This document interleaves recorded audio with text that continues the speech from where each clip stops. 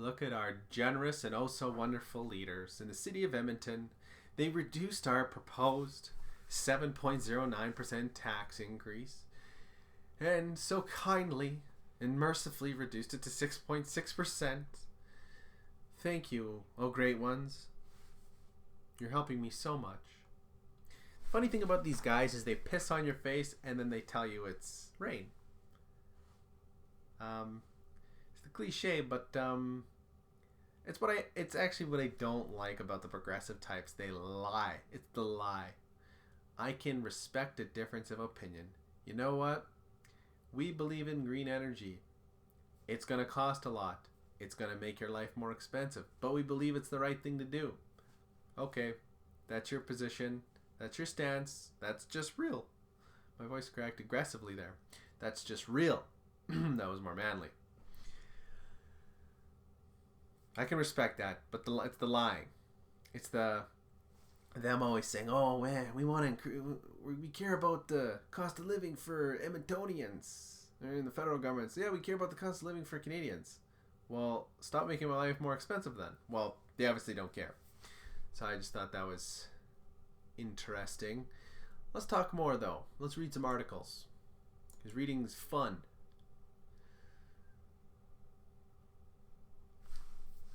So, there's a bit of socialism going on here. A little bit of excess due to the success of capitalism. But the wealth redistribution part is the socialist part. They obviously didn't make the money because they don't ever create anything because they're bureaucrats. Brad Watson, program manager of facility infrastructure delivery, told CTV News Edmonton that after analyzing all the options, the best timeline for the $133 million renovation is close to the whole park. Is to close the park for 3 years. So if you live in Edmonton, you probably know Horlock Park, famous for its giant skating rink. How many people do you think use Horlock Park on a daily basis? An average of 0 people, because it's not open. And even when it is open, I don't know that it's really sought out by very many people. I mean, you can go there any Saturday night in the fall or spring, and there's just very few people there. There's not much to do there. There's it's like a ring. It's a ring road. It's a walking trail. They have heritage there, so I guess it's big for the city. But yeah, just $133 million. No big deal for a fucking park. There's dozens of parks in Edmonton, by the way. There's actually, I want to say dozens downtown. There's so many downtown alone, and you know, it's the point is your life is so expensive, and this is the shit they're doing. Not only are you spending a ton of money, whether you like it or not, that's the socialist part. That's the communist part too. Well, they're kind of the same. It's you don't have a choice. See, a park is a good thing. It's green. It's fresh. It's pretty. It's fun. It's something to do. It's a nice thing, actually. You know, Horlock Park is nice. However, I don't give a shit. You pay for it then. I don't want it. The problem I have is it's forced. And I think I went to Horlock Park 2 years ago to go skating, and the ice was shit, so I never went again. The girls I went with that year, actually I went that year twice. And both times that was their complaint. This ice sucks. So we didn't go again. Actually, the one chick fell. Because the ice, it was just shit. It was a warm day, not one, but even the other time, of course, it's probably hard to maintain an outdoor rink. Anyway, I wish I loved anything as much as bureaucratic council members love spending millions and millions of dollars on pads of grass. Anyway, let's move on. We get the financial report here. Looks like the city's raking in $1.8 billion from tax alone. I don't know what user fees and sales of goods and services. I'm assuming this is parking fees and maybe LRT. Anyway, moving on again. Talking about solutions now to end this wasteful spending and this unnecessary rise in the cost of your life. Like, what can you do? What can you do besides complain on the internet? Which I'm currently doing. there's some options. You can vote. In the 2021 Edmonton mayoral race, there was a guy by the name of Mike Nickel. He kind of looks like Jeff Bridges from Iron Man. Anyway, oh boy, some of these guys look like real characters. Oops. Anyway, so this guy's big deal was he wanted to make photo radar illegal and reduce tax. So likely if he would have won, we would have been dealing with the same thing but opposite. The taxes would have been continually reduced by these same percentage points, because, you know, it's like a fat person running a marathon. You can't just cut it all overnight. You can't cut the fat. You gotta, it's a process. The same thing that ruined the country for the last 60, 70 years. It's going to take that long.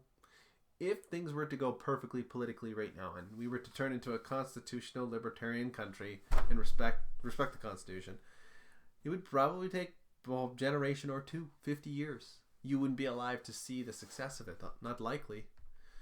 But anyway, this dude, I'm surprised a guy like this even ran for Edmonton mayor, but actually he served 3 terms as a council person, whatever that's called. Cutting tax, dating photo radar, increasing police presence. I don't know if I'm a big fan of police, but I guess when you got dirty hobos doing stuff, you know, if you live downtown, you know, I don't have to explain to you. I guess you would want the police. Let's unite the people with common sense. All these politicians like the word common sense, eh?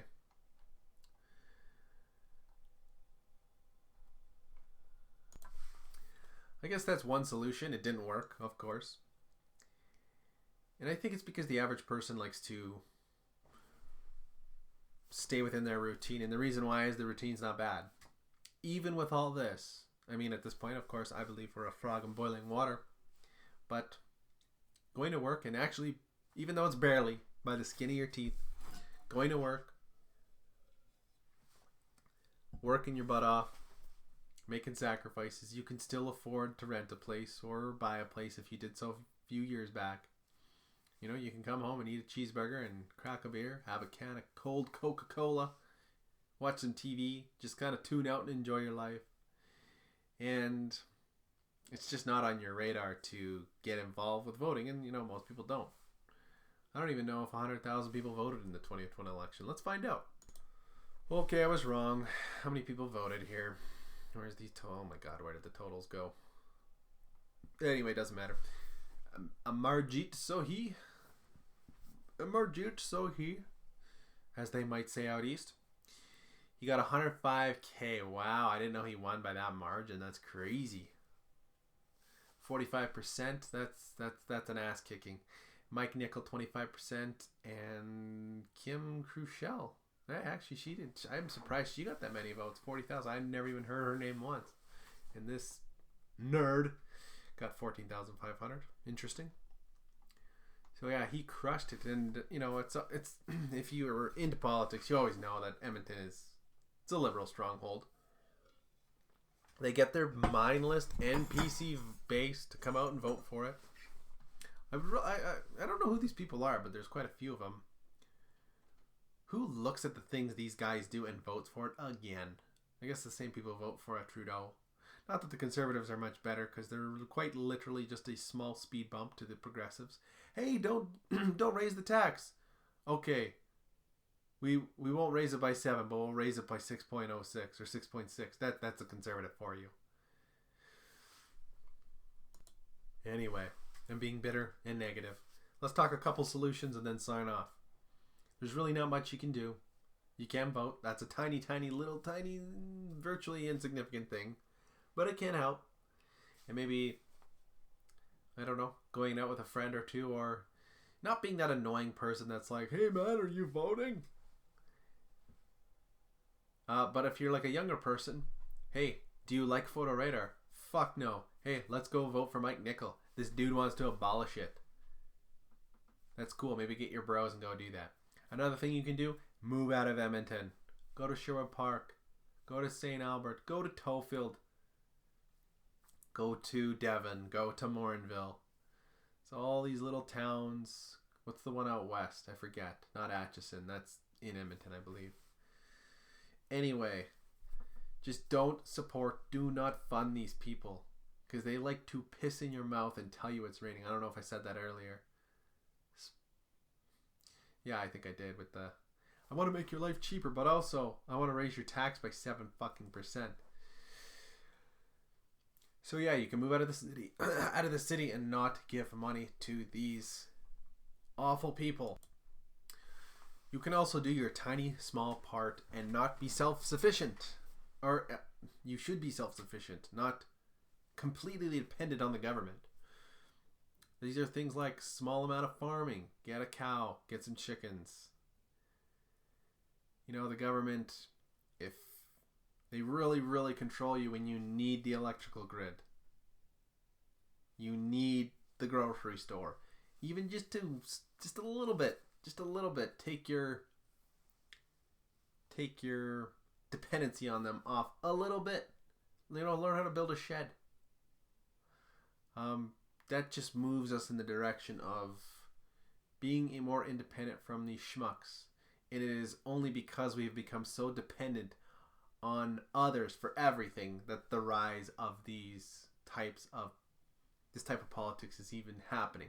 Because if we were a strong, independent, disciplined, hardworking people, these kind of people wouldn't exist. They'd never be in power. They would have to, I don't know, be like I don't know, what do a guy like this do? I guess he'd be a bus driver. He was a bus driver, a Marjeet Sohi.